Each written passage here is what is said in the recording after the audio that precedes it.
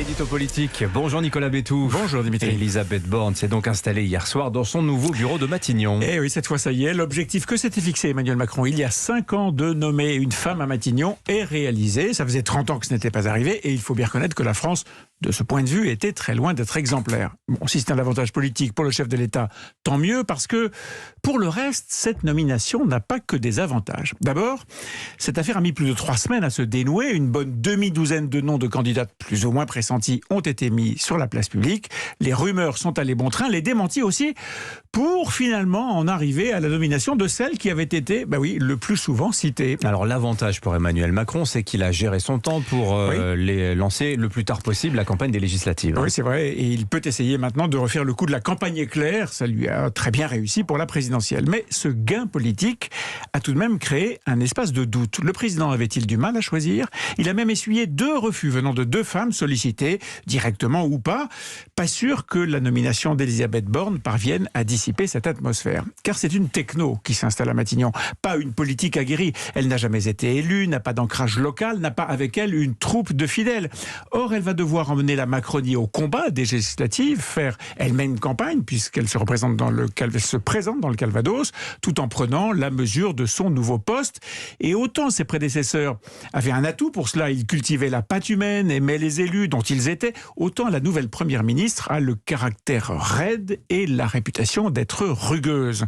On le voit à la manière dont Jean Castex a géré sa sortie de Matignon. Il affectionne de paraître bonhomme, alors que celle qui prend sa place s'est construite de solides inimitiés et jusqu'à être accusé sous le manteau de sectarisme. Et puis nommer à Matignon quelqu'un qui a été 3 fois ministre lors du quinquennat précédent, on n'est pas précisément dans la nouveauté revendiquée par le chef de l'État. Vous savez, ce président nouveau pour un mandat nouveau confié par un peuple nouveau. Voilà, on a toujours les inconvénients de ces avantages finalement. Alors il n'empêche, ce sera pour Emmanuel Macron la première chef du gouvernement issue de la gauche. Oui, c'est vrai, et elle coche parfaitement les cases écologie, sociale, production, et elle permet ainsi d'envoyer un message clair à une partie de l'électorat social-démocrate qui pourrait encore être tenté de voter pour la NUPES aux élections législatives.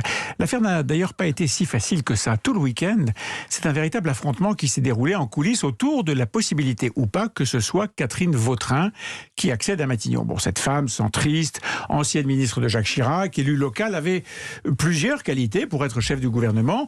On murmure que son nom aurait été glissé par Nicolas Sarkozy, l'ancien président ayant œuvré pour qu'une partie de la droite se rapproche de la majorité qu'Emmanuel Macron a construite.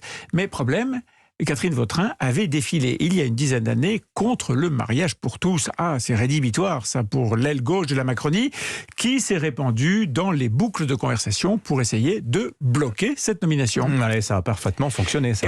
Et oui, il faudra retenir ce revirement comme un moment important dans l'histoire de la Macronie, le moment où la gauche de la majorité se rebiffe, où elle veut essayer de reprendre une partie du terrain perdu lors du premier quinquennat. Vous l'avez noté il y a un instant, Dimitri, les 2 premiers ministres d'Emmanuel Macron était issu de la droite. Nommer une 3e fois quelqu'un venu de la droite était parfaitement envisageable, et ça a même été plus qu'envisagé, évidemment, dès lors que cette personne, en l'occurrence Catherine Vautrin, était compatible avec la gauche sur la plupart des sujets. Mais c'est donc sur les questions sociétales que ça a bloqué, et c'est un fait. Le clivage entre la droite républicaine et la gauche du gouvernement ne se fait plus vraiment aujourd'hui sur la question économique ou sociale, mais sur des questions sociétales.